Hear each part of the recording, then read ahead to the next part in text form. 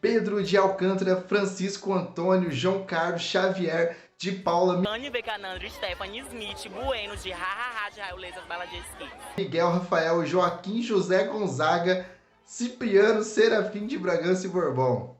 Esse é o personagem histórico de hoje, vulgo Dom Pedro. Fala galera, eu sou o professor Carlos Henrique do canal Professor Imaginário e esse é mais um resumo da história.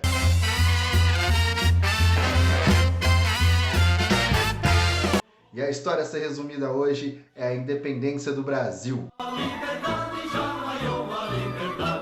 E para entender esse evento, eu deixo como sugestão a aula que eu fiz aí sobre a vinda da família real portuguesa para o Brasil, o período gironino, que eu vou deixar aqui no card. E como eu já havia falado na aula passada, desde 1808 a família real já tinha mudado para o Brasil, houve bastante mudança aí no país. O Brasil, desde 1815, foi promovido a Reino Unido, de Portugal, Brasil e Algarves. Dom João teve que voltar para Portugal e ele volta em 1821, deixando aqui no Brasil governando o Dom Pedro I. Mas a fama do Dom Pedro não era lá aquelas coisas. Ele era muito famoso por causa de suas amantes, embora fosse casado com a imperatriz Leopoldina, Maria Leopoldina austríaca. E preste bem atenção nesse nome, Dona Leopoldina vai ser muito importante para a independência do Brasil. O Dom Pedro I, ele tinha sido aí tutoriado pelo José Bonifácio, outro cara muito importante da independência do Brasil, que é considerado aí o nosso patrono da independência. Mas os portugueses que fizeram a Revolução Liberal não eram tão liberal assim, e eles exigiram aí em 1822 a volta do Dom Pedro I também para Portugal. E o Brasil, que já tinha passado aí a ser Reino Unido, poderia voltar a ser apenas uma colônia. Dom Pedro também vai ser pressionado aqui no Brasil, principalmente pelo José Bonifácio e pela Leopoldina, para que decretasse a independência do Brasil e deixasse Portugal de lado. Em 9 de janeiro de 1822 é o famoso Dia do Fico. José Bonifácio, um homem muito influente na política do Brasil nesse período, acaba fazendo aí o que eles chamavam de Clube da Resistência, onde conseguiram várias assinaturas para colocar para Dom Pedro que o Brasil precisava ser independente de Portugal. E no dia 9 de janeiro de 1822, Dom Pedro diz a famosa frase: "Como é para a alegria geral da nação e felicidade de todos, diga ao povo que eu fico." Dom Pedro decreta também o cumpra-se. Qualquer determinação da corte portuguesa deveria passar pelo aval do próprio Dom Pedro. Show mesmo, hein, doido? Era muito comum as viagens de Dom Pedro e sua comitiva pelo Brasil.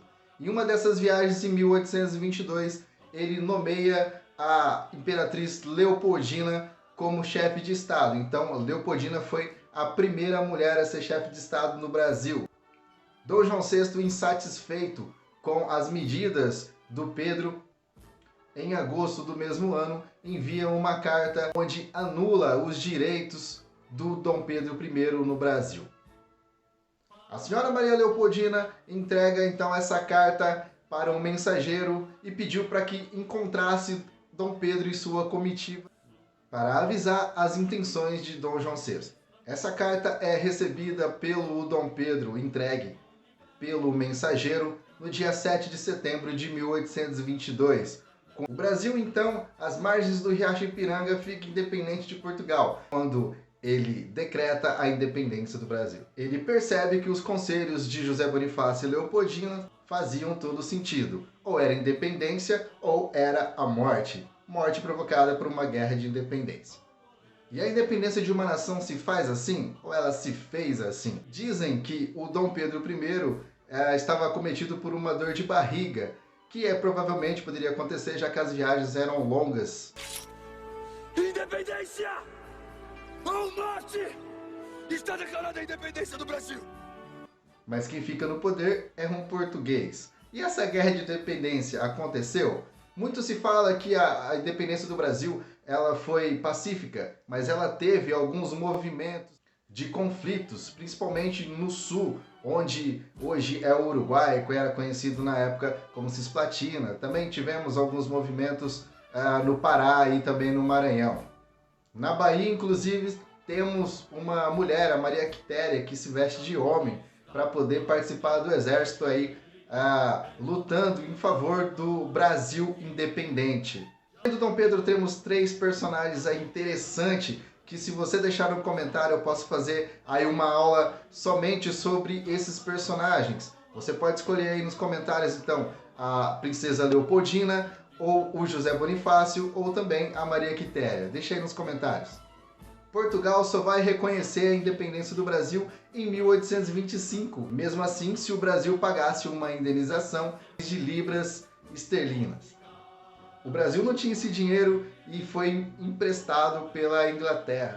Sim, os ingleses patrocinaram a nossa independência. E o Brasil muda alguma coisa depois dessa independência?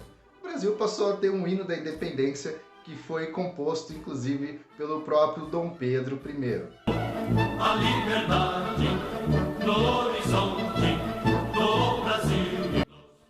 A Princesa Leopoldina costura a bandeira do Império Brasileiro, que é a bandeira do jeito que a gente conhece hoje, só que como símbolo da família Bragança. As cores verde e amarela representando a cor verde da família dos Braganças e a cor amarela, que na verdade era a cor ouro, que era a cor dos Habsburgo, que era da família austríaca da Princesa Leopoldina. Outra curiosidade são os quadros que geralmente aparecem nos livros de história. Será que eles representam a verdade daquele acontecimento? Os quadros são quadros encomendados. Uma pintura do francês François René é uma pintura que mostra a participação do povo, essa pintura que vocês estão vendo agora, e que a gente sabe que não tinha tanta gente assim, e o povo mesmo nem sabia do que estava acontecendo. Outra pintura, talvez seja a mais famosa, é a de 1888 do Pedro Américo, o paraibano Pedro Américo, que foi encomendado pelo Dom Pedro II, filho do Dom Pedro I, que queria mostrar um ato heróico da independência do Brasil.